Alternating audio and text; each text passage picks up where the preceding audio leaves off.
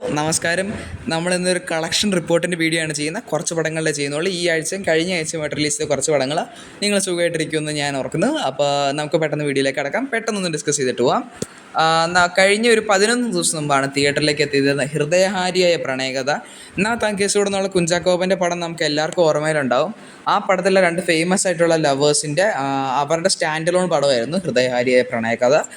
പടത്തിൻ്റെ ബഡ്ജറ്റായിട്ട് അവർ പറഞ്ഞ കേട്ടാൽ നിങ്ങൾ തന്നെ ഞെട്ടും. ഇത് ഒഫീഷ്യലി കൺഫേം ചെയ്ത ബഡ്ജറ്റാണ്. അവർ പറഞ്ഞതെന്ന് വെച്ചിട്ടുണ്ടെങ്കിൽ ഈ പടത്തിന് 18 കോടി ബഡ്ജറ്റ് ഉണ്ടെന്നാണ്. ഇത് അവർ ചുമ്മാ പറയുന്നതാണോ എന്താണെന്ന് എനിക്കറിയില്ല. പക്ഷേ 18 കോടി രൂപ പടത്തിന് ബഡ്ജറ്റ് അവർ പറയുന്നുണ്ട്.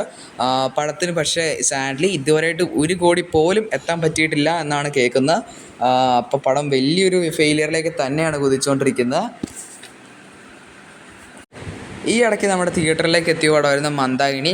ഏകദേശം ഒരു 4 ദിവസം മുമ്പാണ് തിയേറ്ററിലേക്ക് എത്തിയത്. പടം ഇതുവരെയായിട്ടും 1 കോടിക്ക് മേളിൽ കളക്ഷൻ നേരിട്ടുണ്ട്. അത്യാവശ്യം കുഴപ്പമില്ല, നല്ലതെന്നുള്ള റിവ്യൂസാണ് പടത്തിന് വന്നുകൊണ്ടിരിക്കുന്നത്. 1 കോടിക്ക് മേളിൽ പടം കളക്ഷൻ കിട്ടിയിട്ടുണ്ട്. കളക്ഷനിൽ ഇനി കൂട്ടം ഉണ്ടാകുമോ ഇല്ലയോ എന്നൊക്കെ പറയാൻ പറ്റില്ല. എന്നാലും പടം വിജയിക്കുമെന്നാണ് തോന്നുന്നത്. ഒരു 11 ദിവസം മുമ്പായിരുന്നു തിയേറ്ററിലേക്ക് ഇറങ്ങിയ മറ്റൊരു പടമായിരുന്നു ഗുരുവായൂർ അമ്പല നടയിൽ എന്ന് പറയുന്ന പടം. നമ്മുടെ വിപിൻ ദാസ് സംവിധാനം ചെയ്ത് ഒരുക്കിയിട്ട് ബേസിലും പൃഥ്വിരാജ്, മനശ്വര രാജൻ, നിഖില വിമൽ എല്ലാവരും നായകന്മാരായി എത്തിയ പടമായിരുന്നു ഗുരുവായൂർ അമ്പല നടയിൽ. പടത്തിന് ഫുൾ പോസിറ്റീവ് റെസ്പോൺസ് തന്നെയാണ് കിട്ടിക്കൊണ്ടിരുന്നത്. 25 കോടിയാണ് പടത്തിന് ബഡ്ജറ്റായിട്ട് കേൾക്കാൻ പറ്റുന്നത്. പടത്തിന് ഫസ്റ്റ് ഡേ കേരളയിൽ നിന്ന് കിട്ടിയത് 3,65,00,000 രൂപയാണ്. ഇതുവരെയായിട്ടും കേരള ടോട്ടൽ കളക്ഷൻ എന്ന് പറയുന്നത് 36 കോടിക്ക് മുകളിലാണെന്നാണ് കേൾക്കുന്നത്. റെസ്റ്റ് ഓഫ് ഇന്ത്യ 6 കോടി രൂപയും ഓവർസീസിൽ നിന്ന് മാത്രം 31 കോടിയും. അങ്ങനെ അവിടെ ഇപ്പോൾ വേൾഡ് വൈഡ് ഗ്രോസിൽ വെച്ചാൽ ഇതുവരെ ഗുരുവായൂരമ്പല നടയിൽ ലോകമെമ്പാടും കളക്ട് ചെയ്തൊക്കെ 73 കോടി 98 ലക്ഷം രൂപയാണ്. പടം ഒരു വലിയ ബ്ലോക്ക് ബസ്റ്ററിലേക്ക് തന്നെയാണ് നീങ്ങിക്കൊണ്ടിരിക്കുന്നത്. അടുത്ത കഴിഞ്ഞൊരു 4 ദിവസം മുമ്പ് ഇറങ്ങിയ മറ്റൊരു പടമായിരുന്നു നമ്മുടെ ആസിഫ് അലിയും ബിജു മേനോൻ നായകനെ എത്തിയിട്ടുള്ള തലവൻ എന്ന് പറയുന്ന പടം.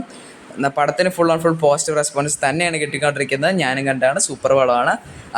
ആസിഫ് അലിൻ്റെ ഒരു മികച്ച കംബാക്ക് തന്നെയാണ് നമ്മൾ ഈ സിനിമയെ കണ്ടുകൊണ്ടിരിക്കുന്നത്. ആ സിനിമയുടെ ഫസ്റ്റ് ഡേ വേൾഡ് വൈഡ് വേറെ 48 ലക്ഷം രൂപ മാത്രമായിരുന്നു കിട്ടിയിട്ടുള്ളത്.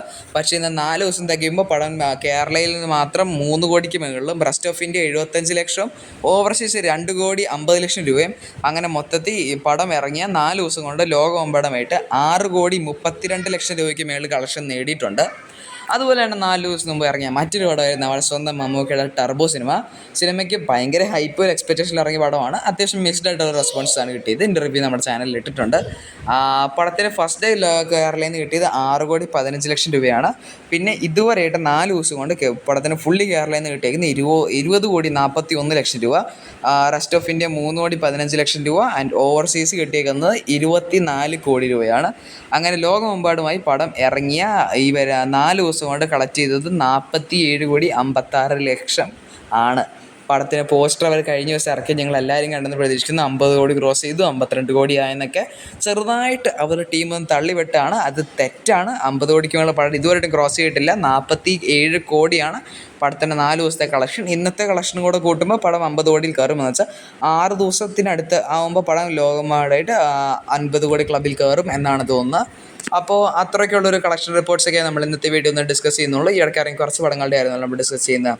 അപ്പോൾ ഇനി എന്തെങ്കിലും നിങ്ങൾക്ക് കാണണമെന്നുണ്ടെങ്കിൽ തീർച്ചയായും കമൻറ്റിൽ അറിയിക്കാം. നമുക്ക് മറ്റൊരു വീഡിയോ ആയിട്ട് കാണാം. അപ്പോൾ ശരി.